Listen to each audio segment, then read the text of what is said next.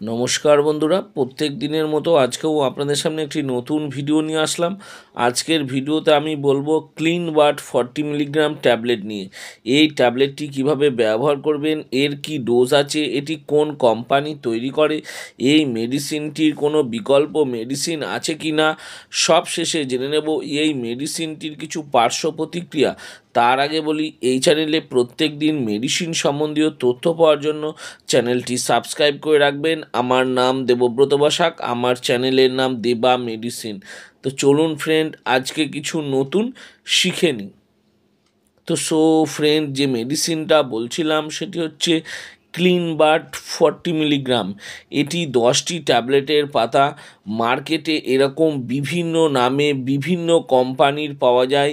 আমি স্ক্রিনে দু একটা মেডিসিনের নাম দেখিয়ে দিচ্ছি, যেমন হচ্ছে Clean Max 40 milligram, Clean Smart 40 milligram, Astralin 40 milligram. এরকম বিভিন্ন নামে বিভিন্ন কোম্পানির পাওয়া যায়, সব একই।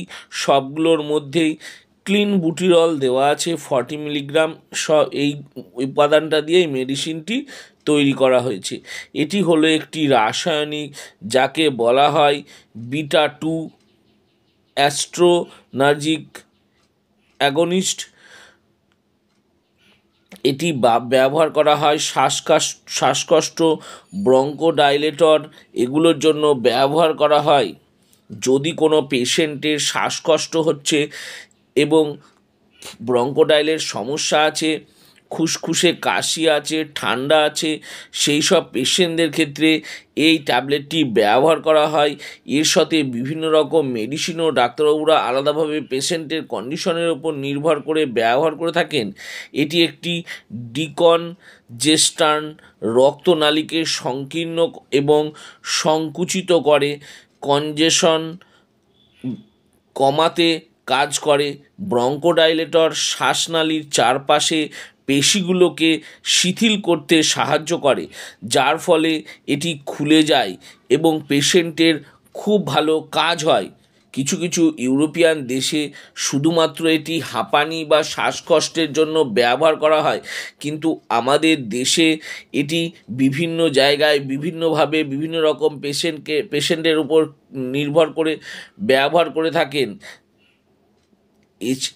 এছাড়া ব্যবহার করা হয় কিছু কিছু দীর্ঘস্থায়ী সিওপিডি বা অবস্ট্রাকটিভ পালমোনারি ডিজিজ চিকিৎসার জন্য ব্যবহার করা হয়ে থাকে। এবং কিছু মানুষ আছে যারা ওজন কমানোর জন্য, এছাড়া বডি বিল্ডিং আছে, আমি স্ক্রিনে দেখিয়ে দিচ্ছি, দেখে নেবেন। এর জন্য এটি পেশি বাড়ানো, কমানো এগুলোর জন্য বেশি ব্যবহার করা হয়ে থাকে। এই মেডিসিনটি কিছু কিছু ক্ষেত্রেও ব্যবহার করা হয় স্টেরয়েড হিসাবে। এই মেডিসিনটি ব্যবহার করে থাকেন এবং স্টেরয়েডের মতো এর অত ভালো কাজ নয়, কিন্তু এর স্টেরয়েডের মতো বৈশিষ্ট্য রয়েছে, যেমন পেশি বাড়ানো। এছাড়া পশুদের মধ্যেও চর্বি কমানোর জন্য ব্যবহার করা হয়ে থাকে। আমি যেসব ব্যবহারগুলো বললাম, হতে পারে সেগুলো ছাড়াও হয়তো ডাক্তারবাবুদের এক্সপেরিমেন্টস থেকে আরও অন্য কোনো ক্ষেত্রে ব্যবহার করে থাকেন। এবার জেনে নেব এই মেডিসিনটির ডোজ বা খাবার নিয়ম। এই ট্যাবলেটটি প্রত্যেক দিনে দুবার বা একবারও খাওয়ার জন্য ডাক্তারবাবুরা প্রেসক্রাইব করে থাকেন। এটি অবশ্যই খাবার পর খেতে হয়। এটি যেহেতু সিওপিডি বা শ্বাসকষ্ট বা হাঁপানির জন্য ব্যবহার করা হয়, সেই জন্য দিনে দুবারও ব্যবহার করার জন্য ডাক্তারবাবুরা প্রেসক্রাইব করে থাকেন। এটি টানা অনেক দিন খাওয়ার জন্য প্রেসক্রাইব করে থাকেন। ডাক্তারবাবু আপনাকে যতদিন ব্যবহার করার জন্য বলেছেন ততদিনই ব্যবহার করবেন, তার বেশি ব্যবহার করবেন না। সবশেষে জেনে নেব এই মেডিসিনটির কিছু পার্শ্ব প্রতিক্রিয়া, যেমন মাথা ঘোরা হতে পারে, পেটে ব্যথা হতে পারে, গায়ে র্যাশ বেরোনো, অ্যালার্জি হতে পারে, মুখ শুকিয়ে যেতে পারে, কোষ্ঠকাঠিন্য হতে পারে, ওজন বেড়ে যেতে পারে ইত্যাদি হয়ে থাকে। আমি যেসব পার্শ্ব প্রতিক্রিয়াগুলো বললাম, হতে পারে সেগুলো ছাড়াও যদি আরও অন্য কোনো সমস্যা দেখা দিয়ে থাকে, তাহলে আমি বলবো এই মেডিসিনটি বন্ধ করে দেবেন এবং সঙ্গে সঙ্গে ডাক্তারবাবুর পরামর্শ নেবেন। এবার জেনে নেব এই মেডিসিনটি কোন কোন পেশেন্টকে দেওয়া যাবে না।